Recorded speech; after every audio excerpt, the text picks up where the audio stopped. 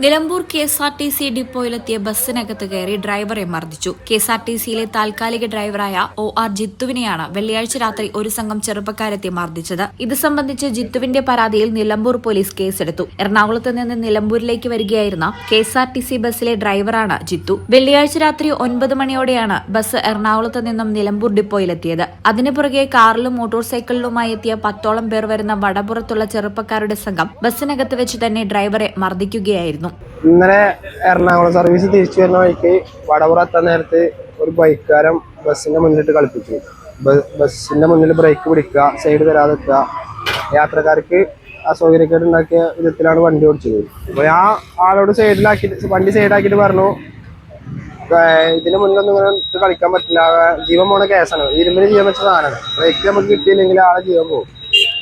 ആ പേരിനാണ് ഇപ്പോ ഓല് ഇങ്ങനെ ഓപ്പോസിറ്റ് വന്ന ബൈക്കാരും ഓരോ നാട്ടുകാരും ഒക്കെ പാടെ കൂടി നമ്മളെ ആക്രമിക്കേണ്ടായത്.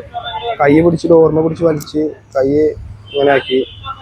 അതും പോരായിട്ട് വണ്ടിയൊക്കെ ഇടിച്ച് കയറാൻ നിൽക്കുന്നത്. അപ്പൊ ഞാൻ നേരെ ബസ് കൊണ്ട് ഡിപ്പോയില് പോയി. ഡിപ്പോയിൽ ആകെ പ്രശ്നം ഉണ്ടാക്കിയിട്ടുണ്ടോ. ഡിപ്പോ ആകെ പെട്രോൾ പമ്പിന്റെ ഉള്ളിൽ കയറിയിട്ട് വരെയാണ് ഓല് കച്ചറ കൂടിയത്. ഡിപ്പോന്റെ ഉള്ളില് അവിടേക്കൊന്നും അന്യർക്ക് പ്രവേശനമല്ല. അവിടെ ഒരു കൂട്ടായിട്ടാ വന്ന് ആക്രമിക്കാൻ നോക്കിയത്.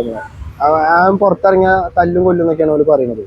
ഞാനൊക്കെ നമ്മളൊന്നും ചെയ്തിട്ടില്ല. വണ്ടീന്റെ മുന്നിട്ട് ഇങ്ങനെ വട്ടം കളിപ്പിച്ചപ്പോ നമ്മൾ അവനോട് കാര്യം പറഞ്ഞിട്ടുള്ളൂ. ജീവൻ പോണ ഏർപ്പാടാണ്, ഇരുമ്പിന് ജീവൻ വെച്ച സാധനമാണെന്ന് ഞാൻ പറഞ്ഞിട്ടുള്ളൂ. ബൈക്ക് തട്ടിയിട്ടില്ല. ബൈക്ക് ഇങ്ങനെ മുന്നിലിട്ട് കളിപ്പിക്കുക, ബ്രേക്ക് പിടിക്കുക. അതും ഈ മഴയുള്ള സമയത്തൊന്നും ബസ്സൊന്നും ബ്രേക്ക് പിടിച്ചാൽ നേരാ ചൊവ്വേ നിൽക്കൂല. ബസ്സൊക്കെ സ്ലിപ്പായി പോണ സാധനമാണ്. തങ്ങളുടെ നേരെ ബസ് ഇടിക്കാൻ വന്നു, അമിതമായ വേഗതയിലാണ് ബസ് വന്നത് എന്നെല്ലാം ആരോപിച്ചാണ് ഡ്രൈവറെ മർദ്ദിച്ചത്. മർദ്ദനത്തെ തുടർന്ന് ഡ്രൈവറുടെ കൈക്കും തലയ്ക്കും പരിക്കേറ്റിട്ടുണ്ട്.